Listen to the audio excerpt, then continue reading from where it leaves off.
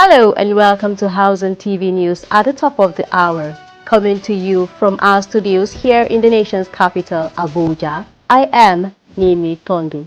Our top stories. 5.6 trillion naira debt threatens national grid.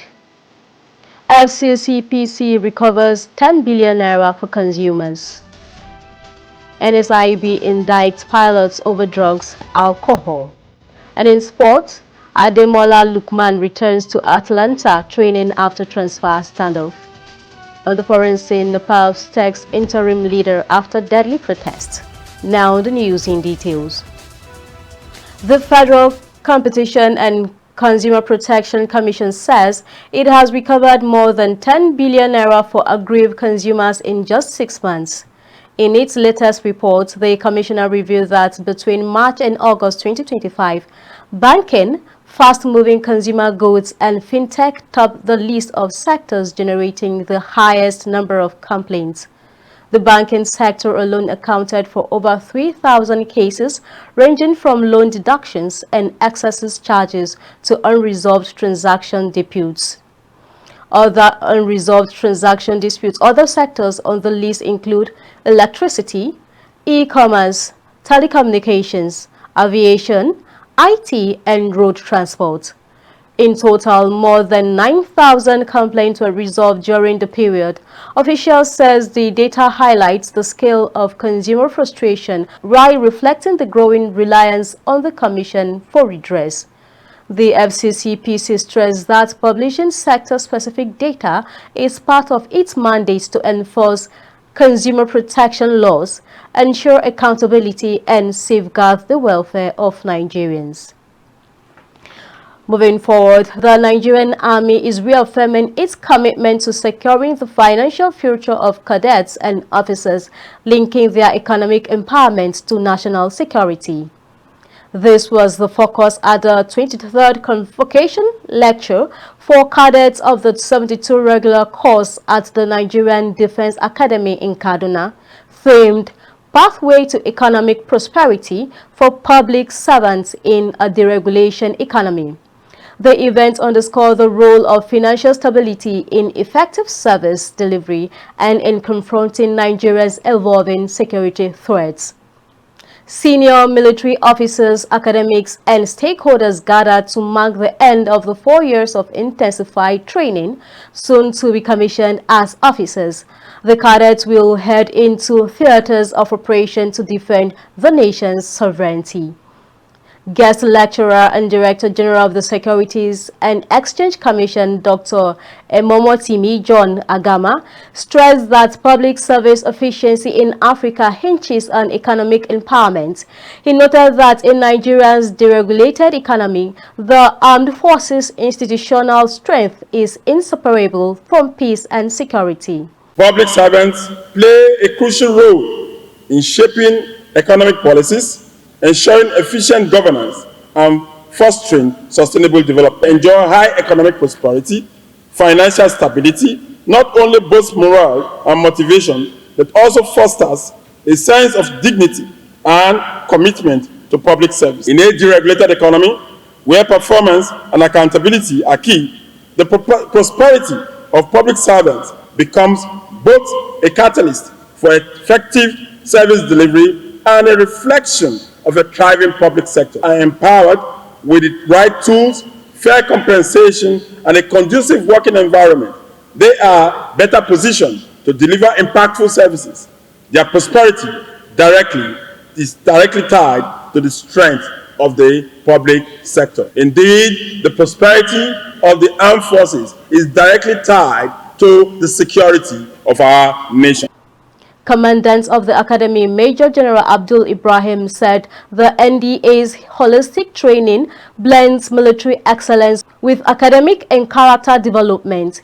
He highlighted curriculum upgrades and facility improvements to prepare officers for modern warfare, terrorism, and unconventional threats. As Africa's foremost military university, the military branch of the Academy provides intensive professional training encompassing physical fitness, weapons handling, navigation, and tactical maneuvers amongst others, designed to prepare cadets as warriors for national defense. This training paradigm has evolved to respond to the complexities of contemporary warfare and the demands of the 21st century. Today, cadets are equipped with the foundational depth to engage emerging security challenges, including cyber threats and unconventional warfare. Speakers identified poor financial literacy and limited access to capital market as challenges for officers. They called for sustainable support systems to secure families, improve service delivery, and strengthen national defense. During the global shift towards renewable energy, the challenge of youth unemployment and underemployment, and the role of public servants, particularly considering the desire of this administration to diversify from Nigeria's continuous dependence on oil and gas revenues amidst turbulent global markets. These are critical issues with profound implications for national development, security, and institutional resilience. It is a need, a necessary need, to prioritize the financial status and strength of cadets and indeed officers of the Nigerian Army.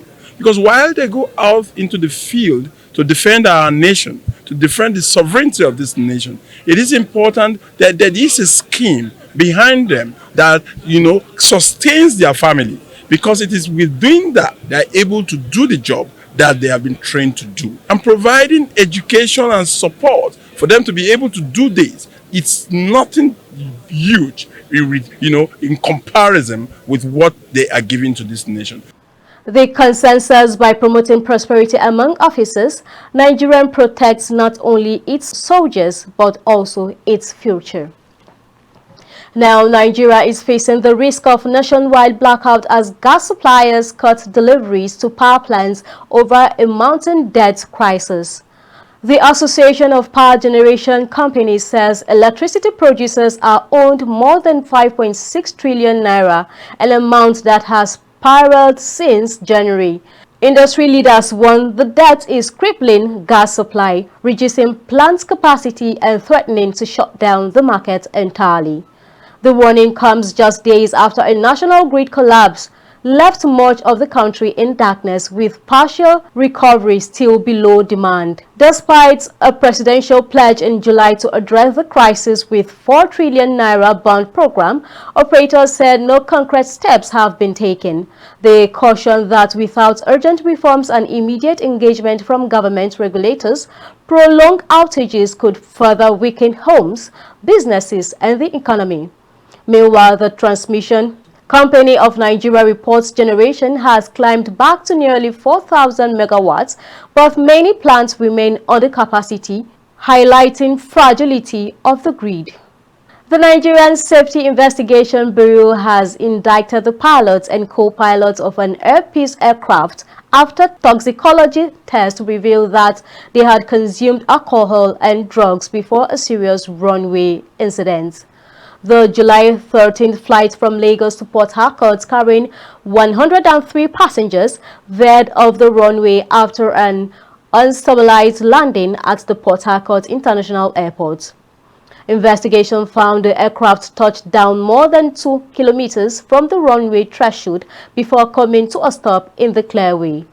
Although all passengers and crew disembarked safely with no injuries, toxicology screening confirmed the captain and first officer had alcohol in their system, while a cabin crew member tested positive for cannabis. The NSIB says the results are being reviewed under human performance and safety management protocols, adding that immediate safety recommendations have been issued to Air Peace. This includes stricter crew resource, management training, and stronger pre-flight fitness monitoring. The investigation is ongoing. Away from that story, the federal government says it has collected more than 600 billion naira in value-added tax from global digital platforms, including Facebook, Amazon, and Netflix. The revenue followed amendments to the VAT Act empowering the Federal Inland Revenue Service to tax non-resident companies offering services in Nigeria. Officials says the move ensures the country benefits from foreign services consumed locally in line with global best practices.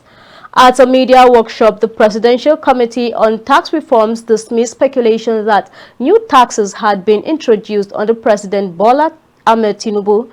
Committee Chairman Professor Taiwo Oyedele said the reforms are aimed at simplifying collections, protecting low-income earners, and ensuring fairness. Beginning January 2026, individuals earning less than 800,000 naira annually will be exempt from personal income tax, while small businesses with turnover below 100 million naira will face a 0% corporate tax rate. Officials stress the reforms will eliminate duplication, consolidate multiple levels, and link collections to transparent, project-driven spending. And now, the West African Examination Council has extended its registration deadline for the 2025 Second Series Computer-Based WASI for private candidates. In a statement on its official X handle, WAEC announced that the new closing date is Friday, September 19th, giving candidates 2 extra weeks to register. The exercise was originally scheduled to end on September 5th. The second series exam is conducted later in the year for private candidates, separate from the May-June school exams. WAEC introduced the computer-based format last year to modernize the process, curb malpractice, and align with the international standards.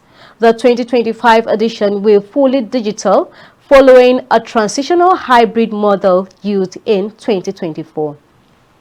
And now to Benue State. Benue State government has joined the international community in launching 2 major humanitarian initiatives for displaced persons in northern Nigeria.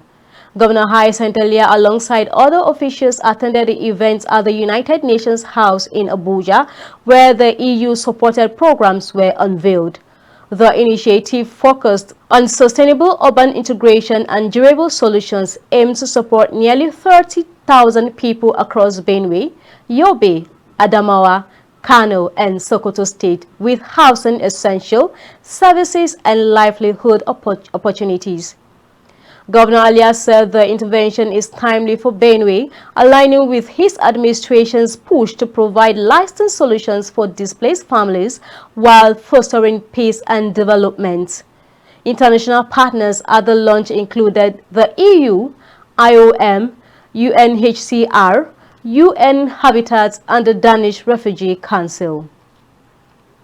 Away from that story, the Nigerian's First Lady, Senator Oluremi Tinubu, has launched the Renewed Hope Women Economic Empowerment Program in Kogi State, with 500 women receiving grants of 50,000 naira each to support their small-scale businesses.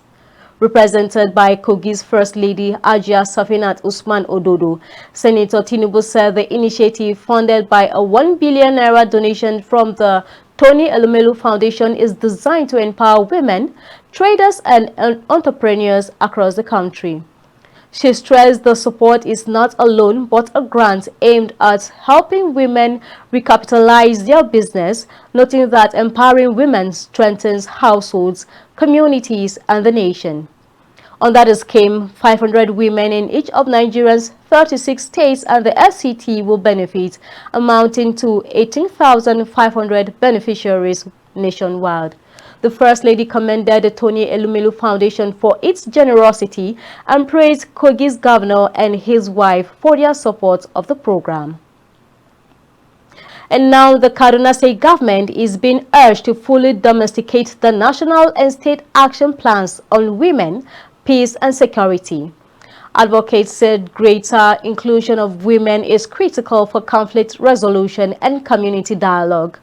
The call came during a sensitization engagement in Kaduna themed Deepening Dialogue and Advancing Inclusion of Women, Peace and Security Strategies. Lead Communication Officer of the Ladies Empowerment Goals and Support Initiative, Hadiza Ismail, said cultural barriers and limited awareness still hinder women's participation in peace building despite Nigeria's adoption of the UN-backed action plan more than a decade ago. Women are not engaged enough. Women are taking the back seat, and will I say ironically, women are most affected when it comes to conflict issues, when it comes to insecurity. Women are usually the ones most affected.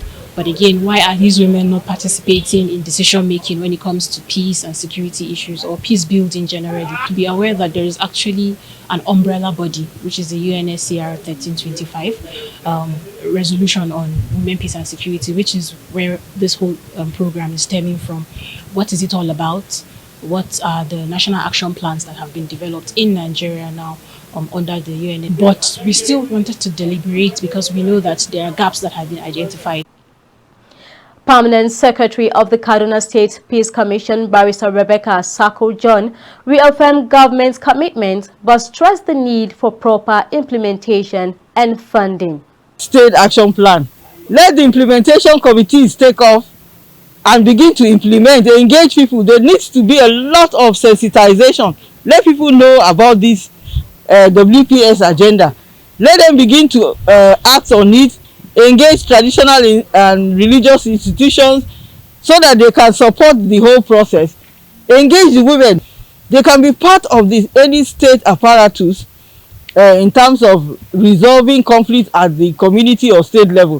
Funding, once there is political will, once the right people are there and there is proper coordination, we would see that state action plan has come to life. And we already have the structures that were provided and they were also inaugurated.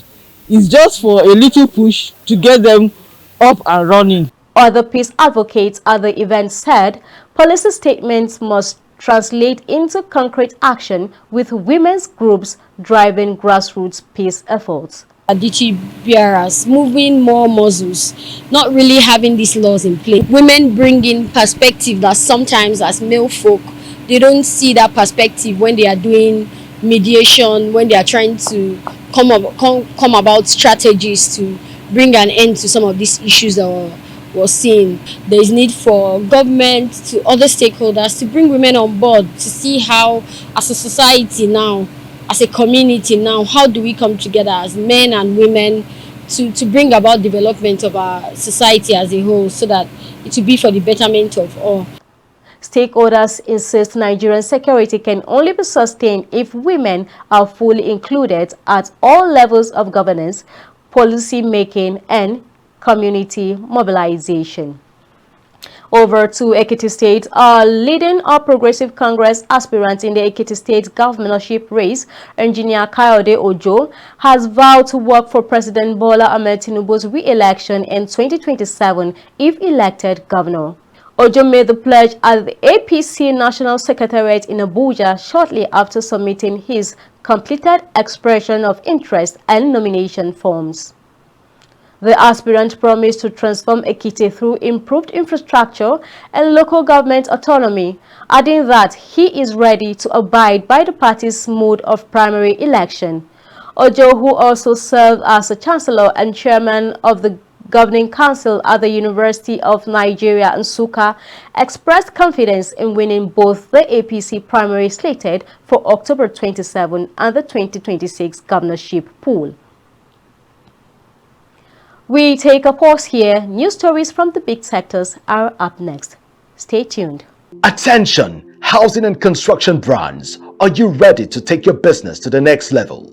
Housing TV Africa, channeled 149 on StarTimes, is your ultimate platform to shine. Whether you're a housing developer offering affordable homes, a building materials company, a mortgage bank supporting families, or a furniture, lighting, or interiors brand bringing style into every home, we've got you covered.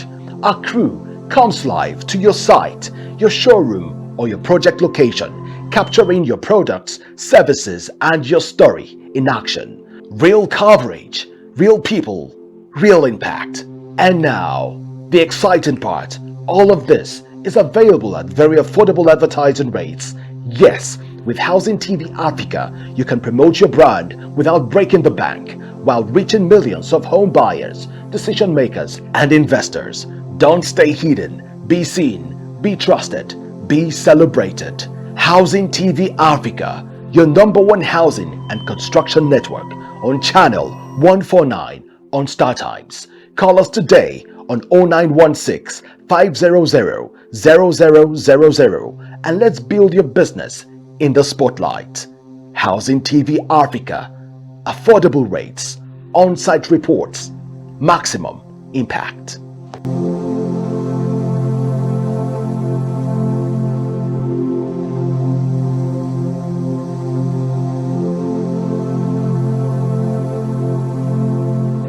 Visit Housing TV Africa on YouTube and click on the subscribe button. Subscribe to Housing TV Africa to stay updated on latest happenings in Nigeria's housing sector. Follow our social media pages, like and share our posts on Facebook, Housing TV Africa, on Twitter, Housing TV Africa, Instagram, Housing TV Africa. Welcome back. Glad to have you join us on Housing TV News at the top of the hour.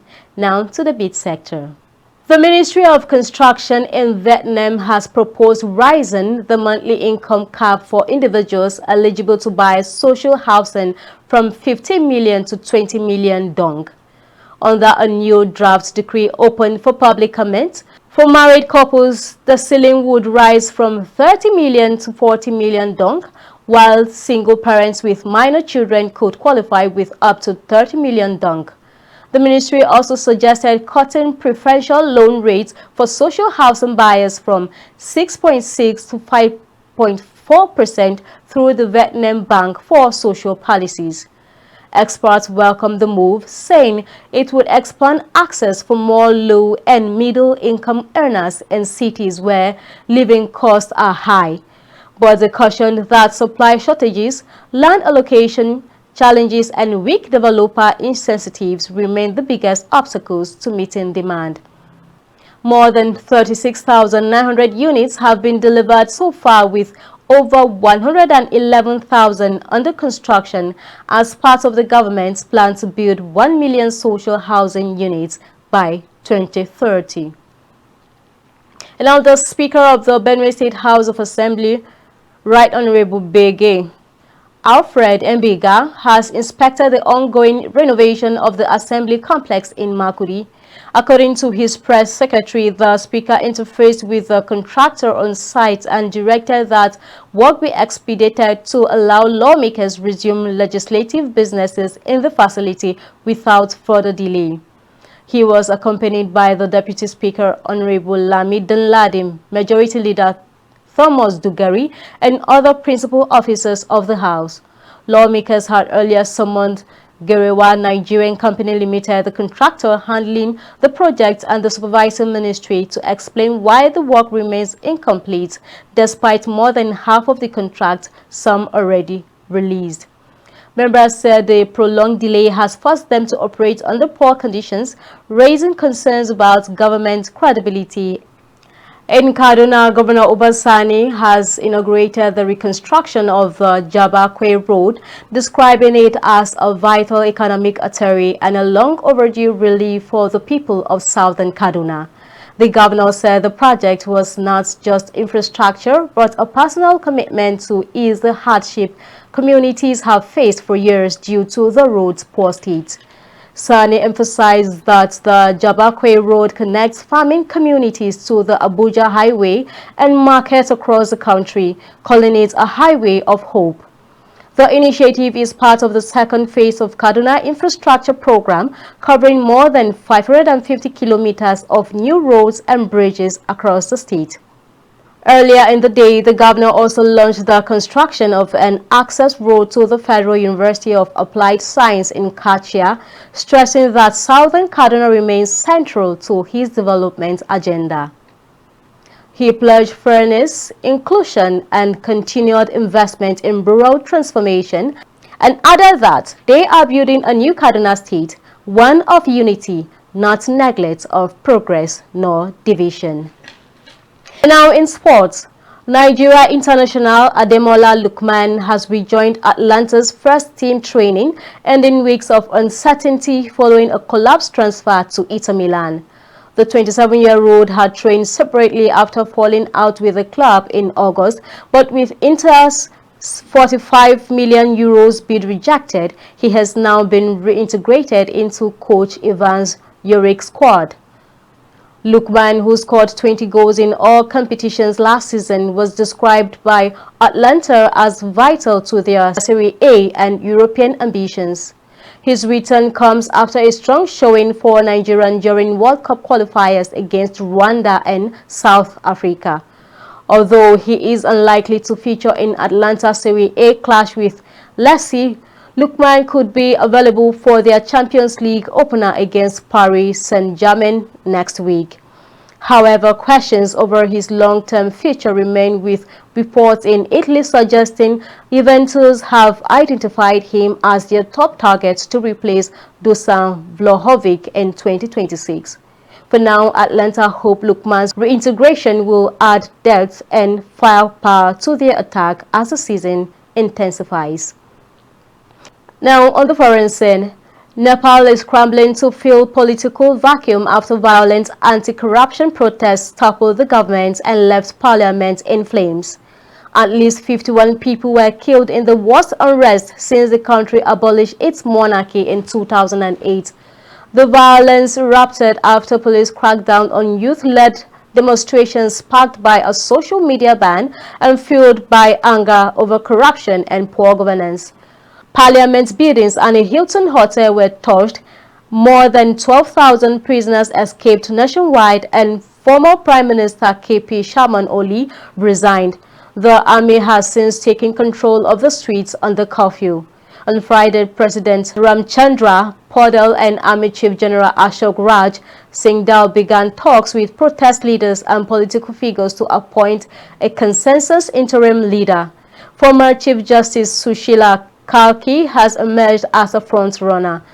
Despite quiet streets in Kathmandu, tensions remain high as protesters push for the dissolution of parliament and a radical political transaction. And that's how much we can take on Housing TV News at the top of the hour. But before we go, a recap of our top stories. 5.6 trillion naira debt threatens national grid. FCCPC recovers 10 billion naira for consumers. NSIB indicts pilots over drugs, alcohol. And in sports, Ademola Lookman returns to Atlanta training after transfer standoff. On the foreign scene, we told you that Nepal seeks interim leader after Delhi protest. For more news in the housing sector, subscribe to Housing TV on your YouTube channel and follow us on all social medias. And don't forget to download the Housing TV app on your Google Play Store and Apple Store. Many thanks for watching. I am Mimi Tondu.